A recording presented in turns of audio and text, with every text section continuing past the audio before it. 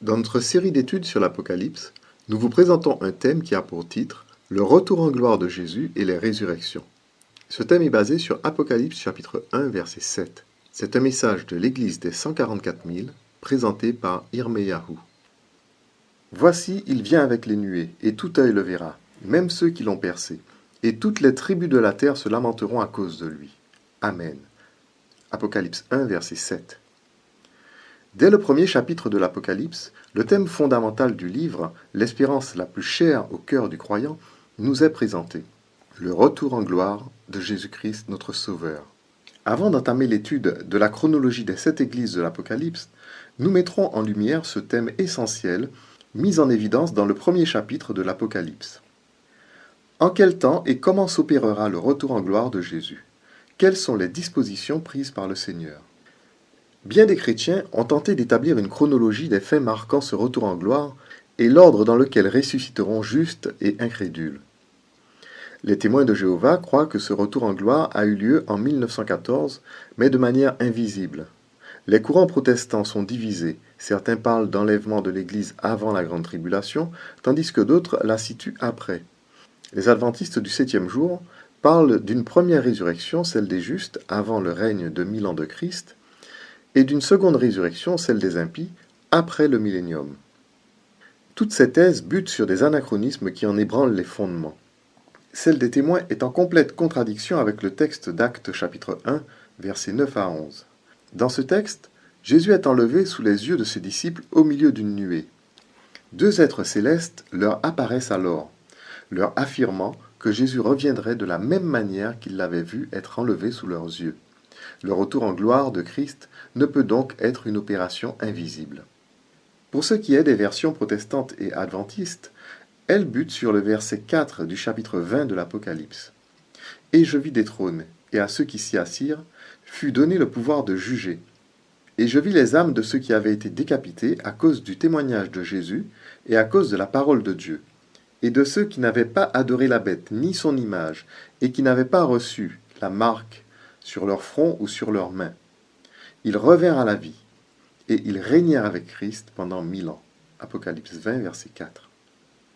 Ce passage indique clairement qu'au retour en gloire de Jésus qui aura lieu avant le règne de 1000 ans, les seuls qui ressusciteront sont les martyrs de la foi, ceux des temps passés, et ceux qui auront vécu au temps où la marque de la bête sera imposée sous peine de mort. Ce verset spécifie en effet que ceux qui n'auront pas accepté la marque de la bête ressusciteront pour régner avec Christ. Ils revinrent à la vie et ils régnèrent avec Christ. Cela suppose qu'ils avaient été mis à mort à cause de leur fidélité. D'après l'Apocalypse, l'épreuve de la marque de la bête sera la dernière avant le retour en gloire de Christ. La fin du chapitre 13 de l'Apocalypse et le début du chapitre 14 montrent que les hommes seront séparés en deux groupes distincts, ceux qui auront pris la marque de la bête et ceux qui l'auront refusée. Ces derniers sont appelés les 144 000 et portent le sceau de Dieu. L'affirmation selon laquelle seuls les martyrs ressusciteront pour monter au ciel est suivie dans Apocalypse 20 d'une autre affirmation aussi surprenante. Les autres morts ne revinrent point à la vie jusqu'à ce que les 1000 ans fussent accomplis. C'est la première résurrection. Heureux et saints ceux qui ont part à la première résurrection. La seconde mort n'a point de pouvoir sur eux. Mais ils seront sacrificateurs de Dieu et de Christ, et ils régneront avec lui pendant 1000 ans. Apocalypse 20, versets 5 et 6. Ce texte soulève deux questions. Premièrement, qui sont les autres morts qui ne revinrent point à la vie? Deuxièmement, le texte parle de première résurrection et laisse sous-entendre qu'il y a aussi une deuxième résurrection, dont l'aboutissement funeste est la seconde mort. Où placer cette deuxième résurrection? Pour mieux comprendre ce sujet, revenons au texte d'Apocalypse chapitre 1 verset 7. « Voici, il vient avec les nuées, et tout œil le verra, même ceux qui l'ont percé, et toutes les tribus de la terre se lamenteront à cause de lui. Amen. » Ce verset montre clairement que lorsque Jésus viendra sur les nuées des cieux pour chercher ses élus, un autre groupe de personnes ressuscitera pour assister à son retour en gloire. Il s'agit de tous ceux qui l'ont rejeté lors de sa première venue et qui ont contribué à sa crucifixion. Cela implique qu'au retour en gloire de Jésus sur les nuées des cieux, il y aura bien deux résurrections. La première, celle des martyrs de la foi uniquement, en vue de régner 1000 ans avec Christ.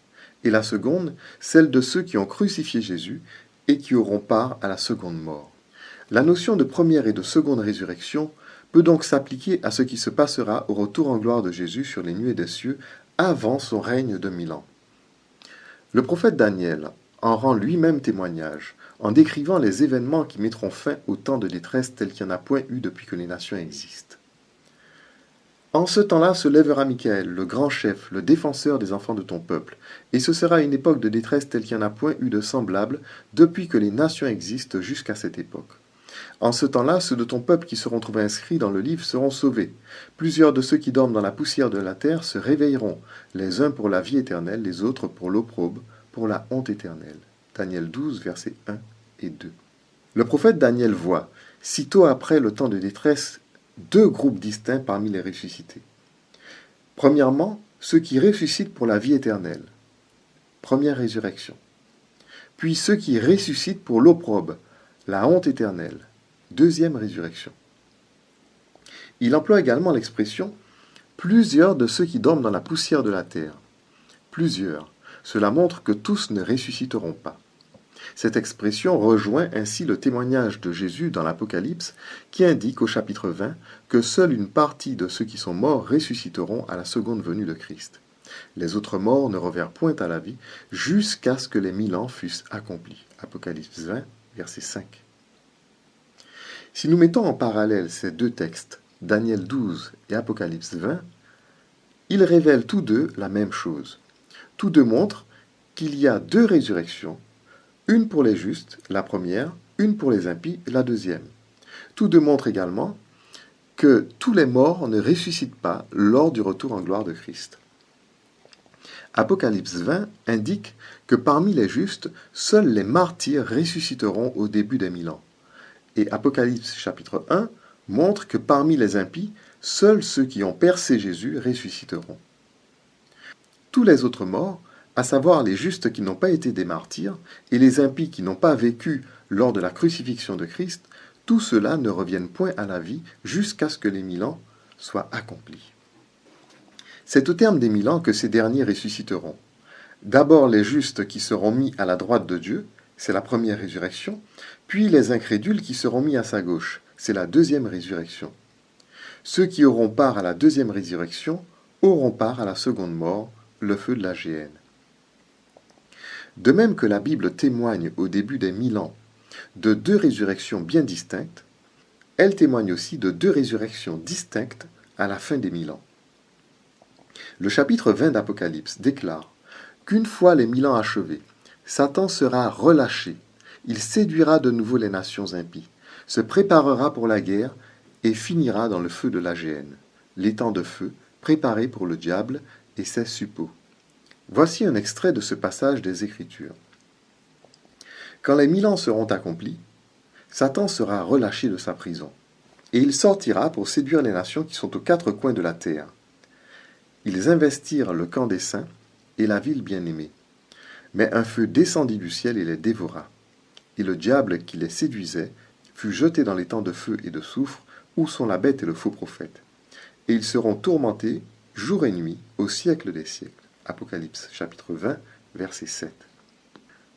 Le texte poursuit en disant « Puis je vis un grand trône blanc, et celui qui était assis dessus. La terre et le ciel s'enfuirent devant sa face, et il ne fut plus trouvé de place pour eux. Et je vis les morts, les grands et les petits, qui se tenaient devant le trône. Des livres furent ouverts, et un autre livre fut ouvert, celui qui est le livre de vie. Et les morts furent jugés selon leurs œuvres, d'après ce qui était écrit dans ces livres. La mer rendit les morts qui étaient en elle, la mort et le séjour des morts rendirent les morts qui étaient en eux, et chacun fut jugé selon ses œuvres. Et la mort et le séjour des morts furent jetés dans l'étang de feu. C'est la seconde mort, l'étang de feu. Quiconque ne fut pas trouvé écrit dans le livre de vie fut jeté dans l'étang de feu. Apocalypse chapitre 20, versets 11 à 15.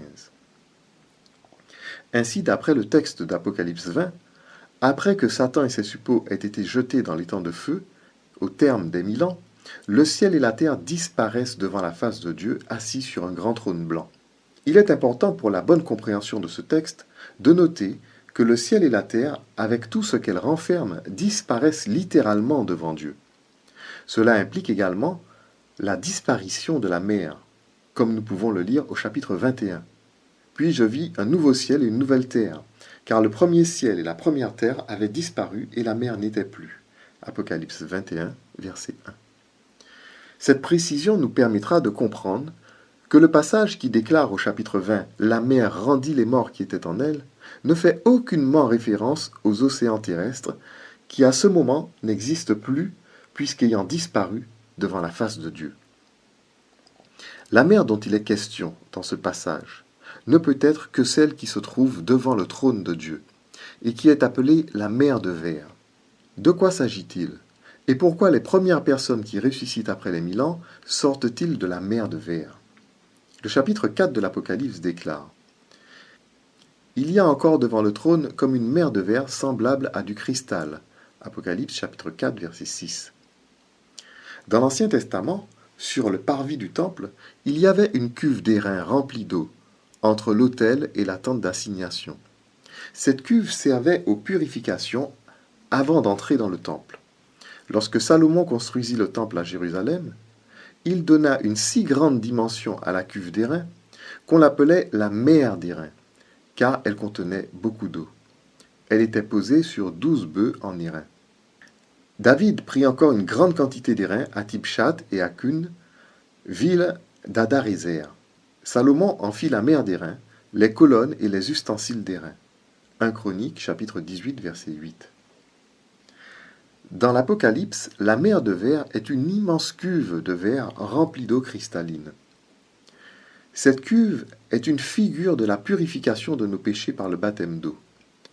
Par le baptême, nous devenons une même plante avec Christ. Par le baptême, notre vie est cachée avec Christ en Dieu. Ignorez-vous que nous tous qui avons été baptisés en Jésus-Christ, c'est en sa mort que nous avons été baptisés?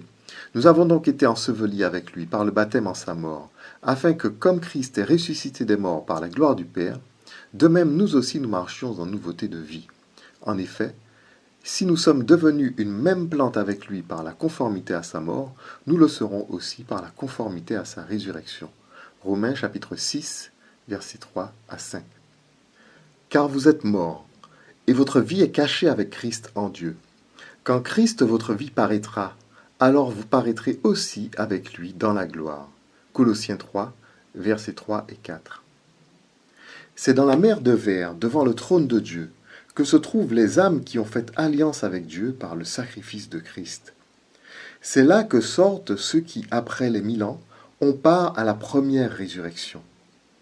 Les impénitents, eux, sortent de la mort et du séjour des morts. Pour bien marquer la différence entre ceux qui sortent de la mer et ceux qui sortent de la mort et du séjour des morts, le texte de l'Apocalypse montre que seuls la mort et le séjour des morts sont jetés dans les temps de feu, qui est la seconde mort. Contrairement, la mer qui rend les morts qui sont en elle est un lieu sanctifié et n'est donc pas jetée dans les temps de feu. La mer rendit les morts qui étaient en elle, et la mort et le séjour des morts rendirent les morts qui étaient en eux, et chacun fut jugé selon ses œuvres, et la mort et le séjour des morts furent jetés dans les temps de feu. C'est la seconde mort, les temps de feu. Quiconque ne fut pas trouvé écrit dans le livre de vie fut jeté dans les temps de feu. Apocalypse 20, versets 13 à 15. Les temps de feu représentent la seconde mort. Il est mentionné une fois avant le millénium, quand la bête et le faux prophète y sont jetés, puis après le millénium, lorsque le diable y est jeté.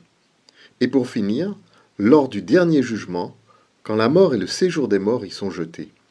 Cela prouve que les notions de deuxième résurrection et de seconde mort interviennent avant et après le millénium. Ce que nous venons de mettre en lumière bouleverse certainement les conceptions du plus grand nombre et met en évidence ce qui peut paraître être une contradiction flagrante entre ce qui est dit concernant le retour en gloire de Christ dans les évangiles en comparaison de l'Apocalypse. En effet, tout ce que nous venons de dire semble au premier coup d'œil en opposition avec les déclarations de Paul ou celles de Pierre concernant le même événement. Voici en effet ce que nous vous déclarons d'après la parole du Seigneur. Nous les vivants restés pour l'avènement du Seigneur, nous ne devancerons pas ceux qui sont morts. Car le Seigneur lui-même, à un signal donné, à la voix d'un archange et au son de la trompette de Dieu, descendra du ciel. Et les morts en Christ ressusciteront premièrement. Ensuite, nous les vivants qui serons restés, nous serons tous ensemble enlevés avec eux sur les nuées à la rencontre du Seigneur dans les airs, et ainsi nous serons toujours avec le Seigneur. 1 Thessaloniciens chapitre 4 versets 15 à 17.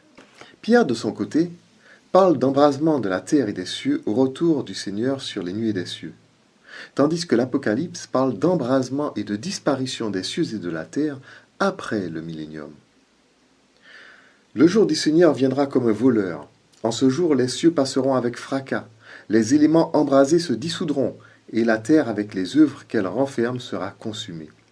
Puisse donc que toutes ces choses doivent se dissoudre, qu'elles ne doivent pas être la sainteté de votre conduite et votre piété, tandis que vous attendez et hâtez l'avènement du jour de Dieu, à cause duquel les cieux enflammés se dissoudront et les éléments embrasés se fondront.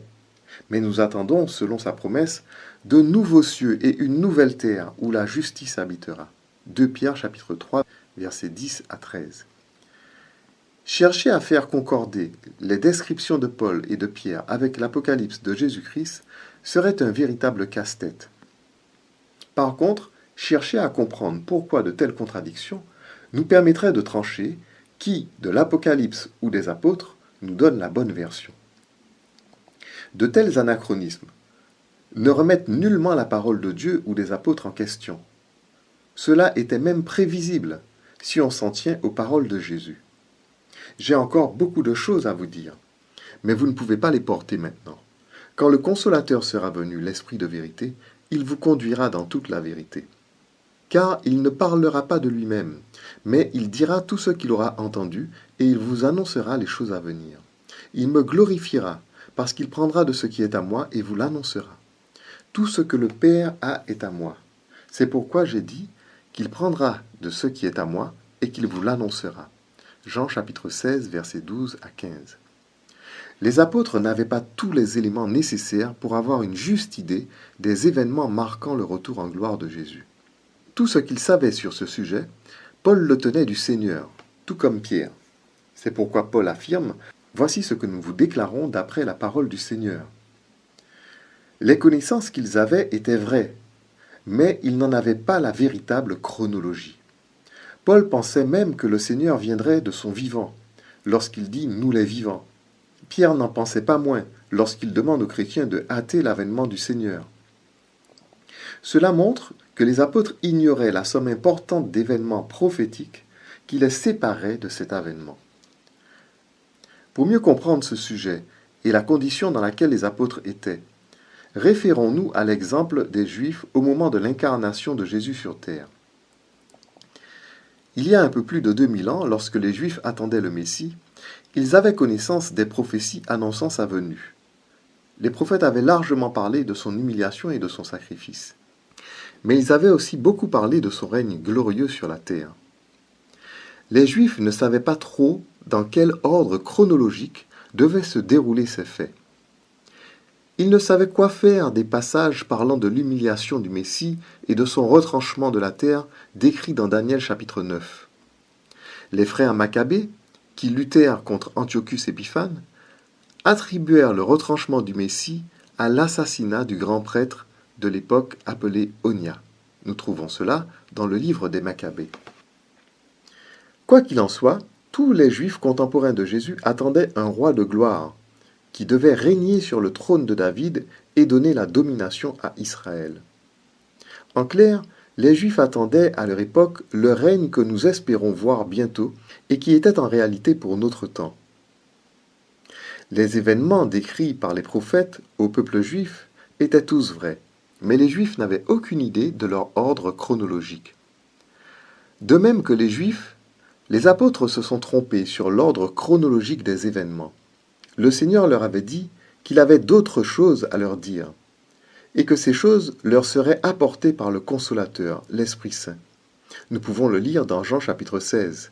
Quand le Consolateur sera venu, l'Esprit de vérité, il vous conduira dans toute la vérité, car il ne parlera pas de lui-même, mais il dira tout ce qu'il aura entendu, et il vous annoncera les choses à venir. Jésus n'avait donc pas fini de leur dévoiler l'avenir. C'est la raison pour laquelle il vint vers Jean, le dernier apôtre vivant sur l'île de Patmos, pour lui donner le livre de la révélation, l'Apocalypse. C'est en suivant les révélations données par Jésus dans ce livre que nous pourrons corriger les anachronismes commis par les apôtres et avoir une claire idée du chemin qu'il nous reste à parcourir. Nous nous appliquerons maintenant à rétablir l'ordre chronologique des événements de la fin en nous appuyant avant tout sur le témoignage de Jésus, c'est-à-dire sur le livre de l'Apocalypse. Premièrement, nous devons bien faire la distinction entre le temps de détresse tel qu'il n'y en a point eu depuis que les nations existent et les 7 derniers fléaux. Selon les Écritures, Matthieu 24, versets 15 à 21, le temps de détresse commence par une guerre dévastatrice à Jérusalem et en Judée. Ce temps de détresse est donc le fait de l'homme. Il est engendré par la main de l'homme. Les 7 derniers fléaux sont, eux, la manifestation de la colère de Dieu. Dans Apocalypse chapitre 15 et 16, ils sont appelés les 7 fléaux de la colère de Dieu. Dieu lui-même en est l'auteur. C'est le salaire qu'il verse aux ennemis de la vérité. Le 6e sceau de l'Apocalypse reprend tous les signes de l'avènement du Seigneur décrits dans Matthieu 24, versets 29 à 30. Ce 6e sceau montre que c'est au moment de l'avènement de Jésus sur les nuées des cieux que débuteront les 7 derniers fléaux. Je regardai quand il ouvrit le 6e sceau, et il y eut un grand tremblement de terre. Le soleil devint noir comme un sac de crin, la lune entière devint comme du sang, et les étoiles du ciel tombèrent sur la terre, comme lorsqu'un figuier secoué par un vent violent jette ses figues vertes. Le ciel se retira comme un livre qu'on roule, et toutes les montagnes et les îles furent remuées de leur place. Les rois de la terre, les grands, les chefs militaires, les riches, les puissants, tous les esclaves et les hommes libres se cachèrent dans les cavernes et dans les rochers des montagnes. Et ils disaient aux montagnes et aux rochers, « Tombez sur nous, et cachez-nous devant la face de celui qui est assis sur le trône, et devant la colère de l'agneau, car le grand jour de sa colère est venu, et qui peut subsister ?» Apocalypse 6, versets 12 à 17.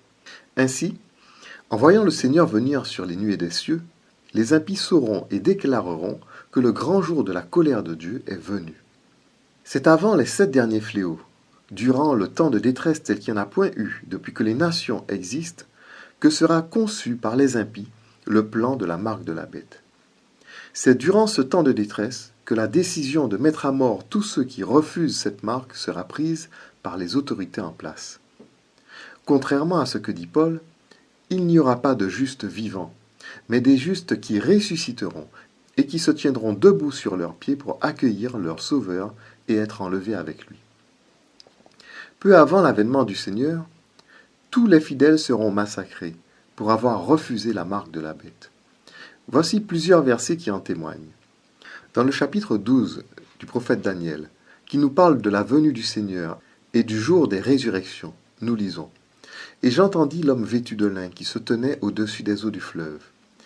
Il leva vers les cieux sa main droite et sa main gauche, et il jura par celui qui vit éternellement, que ce sera dans un temps, des temps et la moitié d'un temps, et que toutes ces choses finiront quand la force du peuple saint sera entièrement brisée. » Daniel 12, verset 7. Dans le livre de l'Apocalypse, nous lisons « Quand ils auront achevé leur témoignage, la bête qui monte de l'abîme leur fera la guerre, les vaincra et les tuera. Et leurs cadavres seront sur la place de la grande ville, qui est appelée dans un sens spirituel Sodome et Égypte, là même où leur Seigneur a été crucifié. » Apocalypse 11, verset 7. Nous lisons encore « Et il lui fut donné de faire la guerre aux saints et de les vaincre. Et il lui fut donné autorité sur toute tribu, tout peuple, toute langue, toute nation. » Apocalypse 13, verset 7. Et il lui fut donné d'animer l'image de la bête, afin que l'image de la bête parlât, et qu'elle fit que tous ceux qui n'adoraient pas l'image de la bête fussent tués. Et elle fit que tous, petits et grands, riches et pauvres, libres et esclaves, reçussent une marque sur leur main droite ou sur leur front, et que personne ne puisse acheter ni vendre sans avoir la marque. Apocalypse, chapitre 13, versets 15 et 16. Si nous prenons soin d'étudier ces passages, nous verrons qu'ils nous parlent tous du même événement. Celui qui confrontera les élus de Dieu à la marque de la bête dans le temps de la fin, et qui les mènera au martyre. On comprend pourquoi Jésus déclare dans Luc « Mais quand le Fils de l'homme viendra, trouvera-t-il la foi sur la terre » Luc 18, verset 8. Mais le verset clé de ce sujet est celui d'Apocalypse chapitre 20, qui rend témoignage que le règne de 1000 ans ne se fera qu'avec les martyrs de la foi. Ce verset met en évidence que ceux qui auront refusé de prendre la marque de la bête et d'adorer son image feront partie de ces martyrs et ressusciteront pour régner avec Christ pendant 1000 ans. Au chapitre 6 de l'Apocalypse, le 6e sceau, où il est question de l'avènement de Jésus, est précédé du 5e sceau qui évoque également le massacre des serviteurs de Dieu. Quand il ouvrit le 5e sceau, je vis sous l'autel les âmes de ceux qui avaient été immolés à cause de la parole de Dieu et à cause du témoignage qu'ils avaient rendu. Ils crièrent d'une voix forte en disant « Jusqu'à quand, Maître saint et véritable, tarderas-tu à juger et à tirer vengeance de notre sang sur les habitants de la terre ?» Une robe blanche fut donnée à chacun d'eux, et il leur fut dit de se tenir en repos quelque temps, jusqu'à ce que fût complet le nombre de leurs compagnons de service et de leurs frères, qui devaient être mis à mort comme eux. Apocalypse 6, versets 9 à 11. Vu la proximité du 5e sceau avec le 6e, évoquant le retour en gloire de Christ, on comprend que ceux qui doivent être mis à mort, comme les martyrs déjà sous l'autel, seront ceux qui auront refusé la marque de la bête. Ce 5e sceau rejoint le passage d'Apocalypse 20, verset 4, qui évoque ceux mis à mort à cause de la parole de Dieu et ceux mis à mort pour avoir refusé la marque de la bête et qui tous ressusciteront pour le règne de 1000 ans. Les croyants attentifs à la parole de Dieu et aux signes des temps savent qu'ils doivent se préparer à affronter la mort.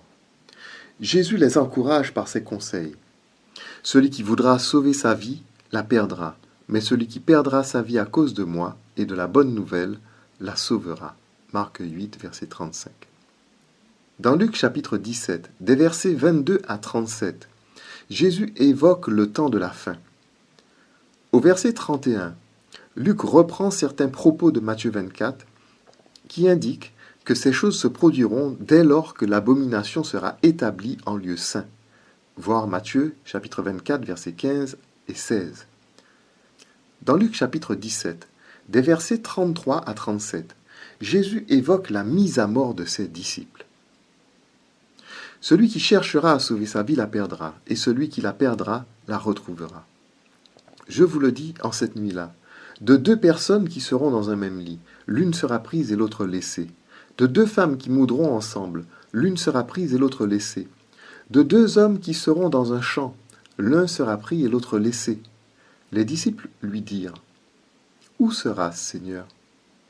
Et il répondit « Où sera le corps, là s'assembleront les aigles. » Luc 17, verset 37.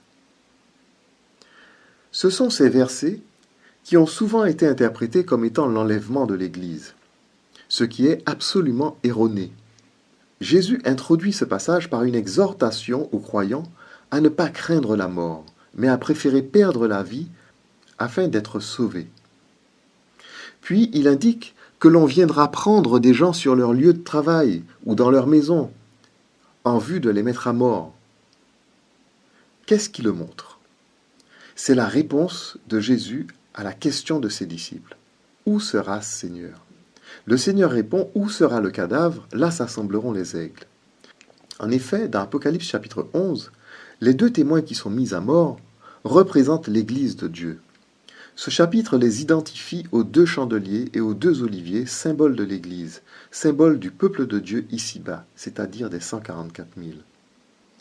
Quand ils auront achevé leur témoignage, la bête qui monte de l'abîme leur fera la guerre, les vaincra et les tuera, et leurs cadavres seront sur la place de la grande ville, qui est appelée dans un sens spirituel Sodome et Égypte, là même où leur Seigneur a été crucifié. Des hommes d'entre les peuples, les tribus, les langues et les nations verront leurs cadavres pendant 3 jours et demi, et ils ne permettront pas que leurs cadavres soient mis dans un sépulcre. Ce texte d'Apocalypse 11 indique que les enfants de Dieu seront mis à mort sans que leurs cadavres soient mis dans des sépulcres, ce qu'il sous-entend qu'ils seront laissés en pâture aux aigles et aux oiseaux de proie.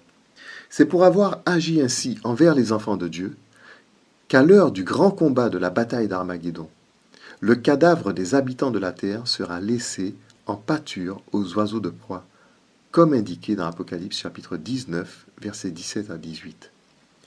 Et je vis un ange qui se tenait dans le soleil, et il cria d'une voix forte, disant à tous les oiseaux qui volaient par le milieu du ciel, venez, rassemblez-vous pour le grand festin de Dieu, afin de manger la chair des rois, la chair des chefs militaires, la chair des puissants, la chair des chevaux et de ceux qui les montent, la chair de tous, libres et esclaves, petits et grands. Apocalypse 19, versets 17, 18.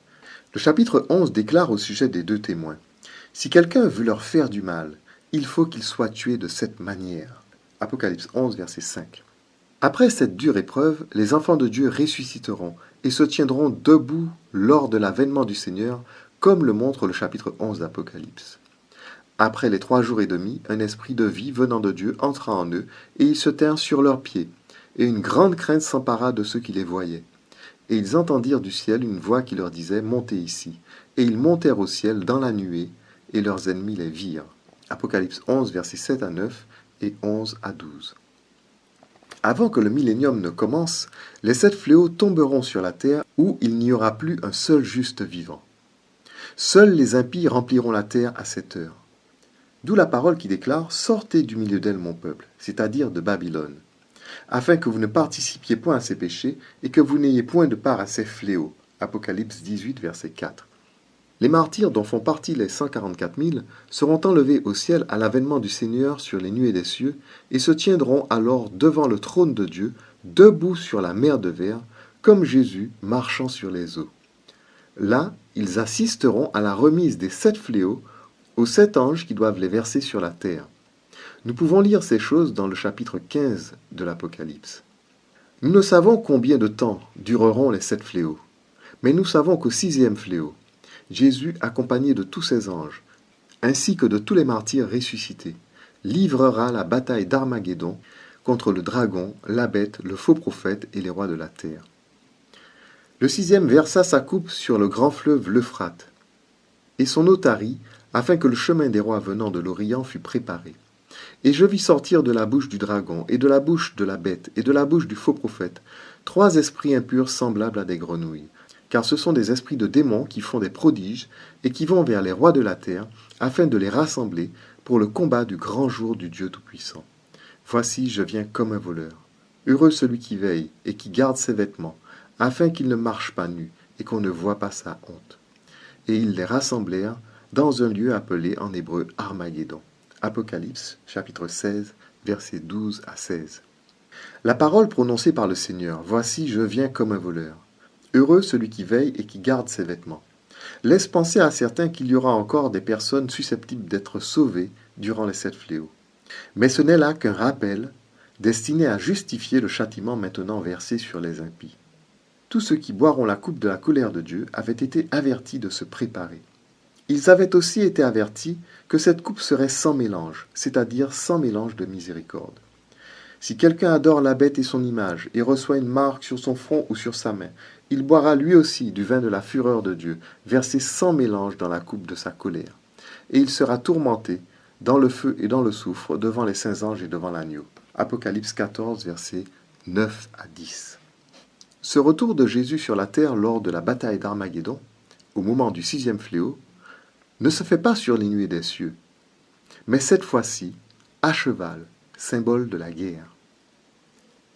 C'est cette description que nous trouvons au chapitre 19, versets 11 à 21 de l'Apocalypse, ainsi qu'au chapitre 17, verset 14. Puis je vis le ciel ouvert, et voici parut un cheval blanc. Celui qui le montait s'appelle fidèle et véritable, et il juge et combat avec justice. Les armées qui sont dans le ciel le suivaient, sur des chevaux blancs, revêtus d'un fin lin blanc pur. De sa bouche sortait une épée aiguë pour frapper les nations.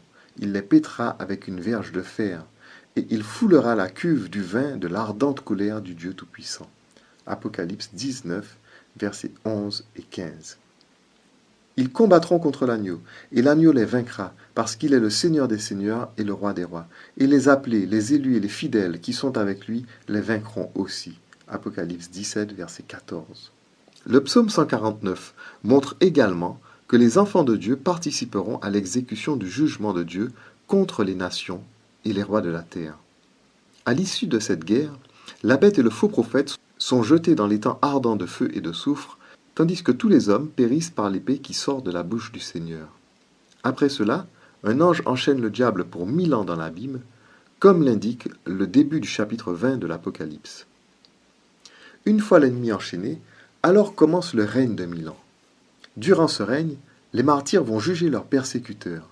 C'est pourquoi, sitôt après les 1000 ans, le diable et tous ses suppôts sont jetés dans le feu de la géhenne. À la fin du règne de 1000 ans, le diable est relâché de sa prison. Les impies de la bataille d'Armageddon qui jonchaient le sol ressuscitent sur la surface de la terre. Ils se rendent à Jérusalem espérant fonder un royaume, mais un feu descend du ciel et les consume. C'est ici que les mots de 2 Pierre chapitre 3 auraient dû être placés. Les cieux passeront avec fracas, les éléments embrasés se dissoudront, et la terre avec les œuvres qu'elle renferme sera consumée. Ce n'est donc qu'après les 1000 ans que la terre disparaîtra, consumée par le feu. Ainsi, le diable est jeté dans les temps de feu et de soufre. Le ciel et la terre disparaissent alors devant Dieu. Dieu apparaît sur son trône et le jugement de tous ceux qui n'avaient pas encore ressuscité commence, comme nous l'avons précédemment décrit. C'est ici que s'accomplit la parole de Jésus. Lorsque le Fils de l'homme viendra dans sa gloire avec tous les anges, il s'assiera sur le trône de sa gloire. Toutes les nations seront assemblées devant lui. Il séparera les uns d'avec les autres, comme le berger sépare les brebis d'avec les boucs. Il mettra les brebis à sa droite et les boucs à sa gauche. Alors le roi dira à ceux qui seront à sa droite, « Venez, vous qui êtes bénis de mon Père, prenez possession du royaume qui vous a été préparé dès avant la fondation du monde. » Ensuite, il dira à ceux qui seront à sa gauche, « Retirez-vous de moi, maudits, allez dans le feu éternel qui a été préparé pour le diable et pour ses anges. » Matthieu 25, versets 31, 34 et verset 41. Ainsi, lorsque Jésus revient sur les nuées des cieux avant le millénium, c'est pour enlever uniquement les martyrs de la foi, afin de les faire régner avec lui comme sacrificateurs pour le jugement. Lorsqu'il revient à cheval, c'est pour la guerre d'Armageddon, décrite dans le 6e fléau de l'Apocalypse. Et lorsqu'il s'assied sur son trône, c'est au moment où le royaume est établi. Or, le royaume ne pourra être établi qu'après que le ciel et la terre aient disparu et que Dieu ait créé de nouveaux cieux et une nouvelle terre. Puis je vis un nouveau ciel et une nouvelle terre, car le premier ciel et la première terre avaient disparu et la mer n'était plus. Et je vis descendre du ciel d'auprès de Dieu la ville sainte, la nouvelle Jérusalem, préparée comme une épouse qui s'est préparée pour son époux. Et j'entendis du trône une voix forte qui disait, « Voici le tabernacle de Dieu avec les hommes. Il habitera avec eux, et ils seront son peuple, et Dieu lui-même sera avec eux. » Apocalypse chapitre 21, versets 1 à 3. Lorsque Paul déclare, « Nous les vivants restés pour l'avènement du Seigneur, nous ne devancerons pas ceux qui sont morts » dans 1 Thessaloniciens chapitre 4. La bonne question à se poser est où ? Où ne devancerons-nous pas ceux qui sont morts ? Était-ce dans le règne de 1000 ans ? Sûrement pas, car seuls les martyrs ressuscités y auront accès. Serait-ce dans l'armée de Christ, lors de la bataille d'Armageddon ? Là encore, seuls les martyrs auront cet honneur. Il ne reste donc qu'un seul moment et un seul lieu où nous ne devancerons pas ceux qui sont morts. C'est dans les nouveaux cieux et sur la nouvelle terre, dans le royaume qui nous a été préparé. En effet, les vivants ressuscités en premier lieu pour assister au millénium ne devanceront pas ceux qui n'avaient pas été des martyrs et qui auront dû attendre à la fin des 1000 ans pour revenir à la vie. Ce n'est que quand tous les rachetés seront ressuscités et réunis qu'ensemble ils entreront sur la nouvelle terre où sera établie la nouvelle Jérusalem. En conclusion, nous dirons que de nombreux passages de la Bible, tant dans l'Ancien que dans le Nouveau Testament, nous parlent de la venue du Seigneur sur la terre ou de la venue du royaume des cieux. Nous devons nous garder de les amalgamer. Nous devons analyser chacun d'eux car ils peuvent correspondre soit à la venue du Seigneur en vue du règne de 1000 ans, soit à sa venue pour le grand combat du jour du Dieu Tout-Puissant, appelé dans l'Apocalypse Armageddon, soit à la création des nouveaux cieux et de la nouvelle terre, qui ne prendra place que lorsque la création actuelle aura disparu pour faire place au royaume des cieux.